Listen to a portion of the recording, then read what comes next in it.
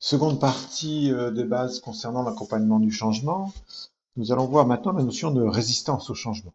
Alors vous êtes tous confrontés à cette notion de résistance qui est parfois bien palpable, même sans mots, même parfois par des non-dits.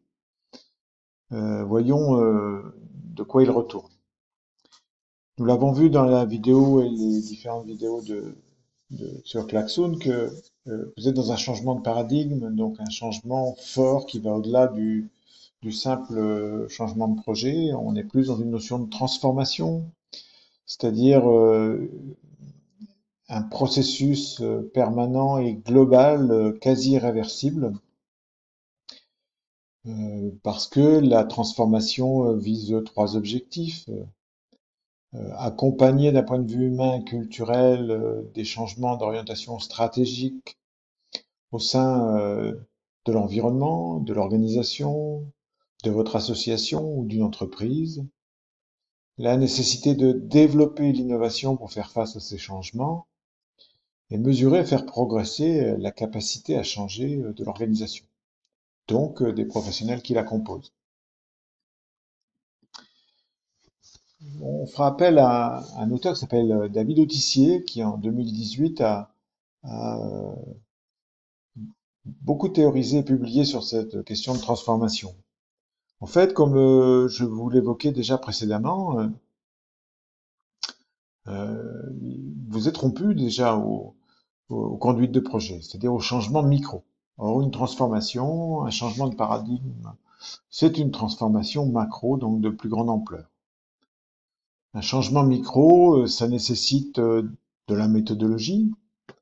Je vous renvoie à la première vidéo de Jean-Michel Moutot sur ce qu'il appelle le changement instrumental, le projet de nature instrumentale qui, en combinant de la méthode, des compétences des managers, permet de développer des projets assez fluides et assez faciles à développer et à développer sur le terrain notamment.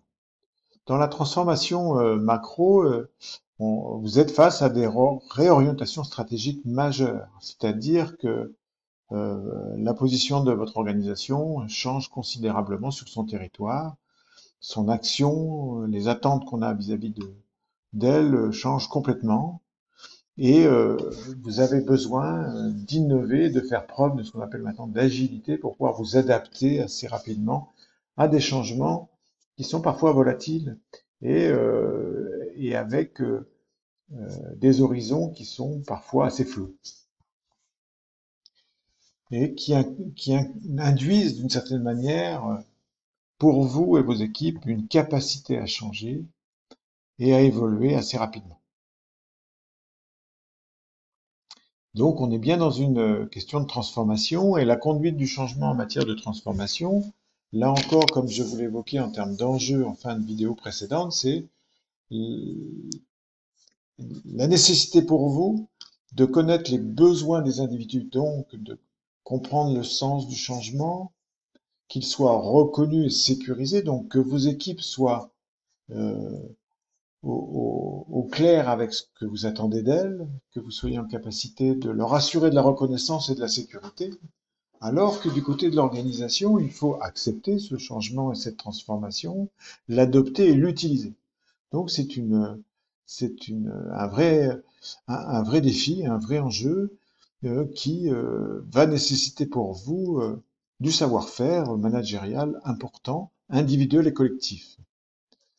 Alors, cette résistance, elle, elle se manifestera d'autant plus que le changement sera contraint pour les professionnels, qu'ils auront peu d'occasions d'y adhérer, donc d'en comprendre le sens, et qu'ils seront dans une situation où ils ont le sentiment de subir. Donc, ça réveillera la notion de défense individuelle sur une thématique essentiellement émotionnelle et vous aurez de la résistance massive matérialisée en rouge sur ce schéma, alors que si vous développez la notion d'adhésion au sens, d'adhésion forte, et avec la possibilité de choisir tel ou tel aspect du changement, vous allez faire appel à la rationalité de vos professionnels et vous avez plus de chances de développer des développements choisis, donc de l'adhésion, moins de résistance. Vous verrez ça beaucoup plus en détail avec Nathalie David pendant la formation présentielle.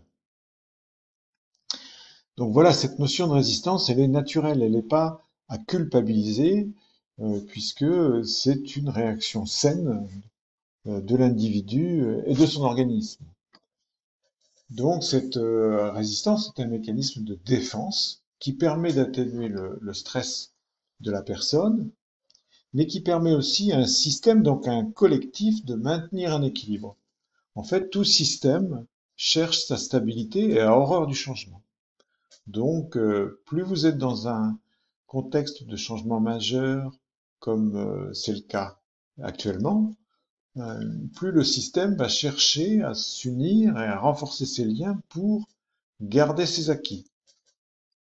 Donc, il va falloir travailler sur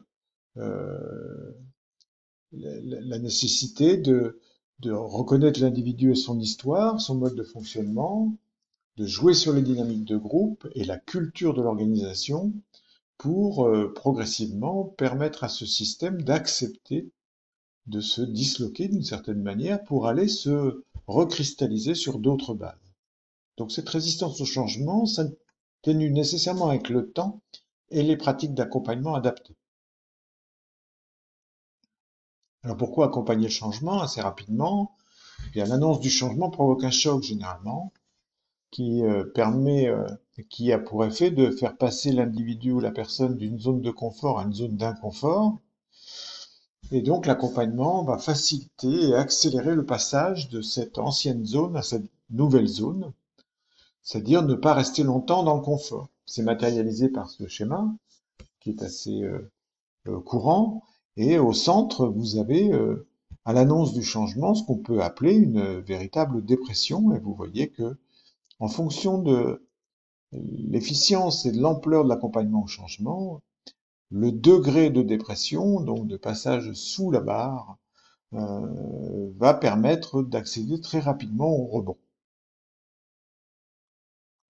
Donc en fait, la résistance au changement, c'est souvent une question de balance entre quels sont mes avantages dans le statu quo et les inconvénients à changer versus avantages à changer, inconvénients à rester dans le statu quo. Donc vous avez là forcément, vous en tant qu'accompagnant du changement, un rôle essentiel à jouer. Cette résistance au changement est donc une question d'équilibre entre les gains et les pertes. Connaissez-vous déjà dans votre environnement les gains et les pertes de vos équipes à entrer dans une dynamique inclusive ou non, sachant que vous faites forcément déjà de l'inclusion, mais pour aller dans des projets inclusifs de plus grande ampleur, quels sont les gains et les pertes qui pourraient faire bouger vos équipes? C'est un sujet de réflexion que je vous soumets d'ores et déjà. Sachant que la notion de perception, elle est très individuelle.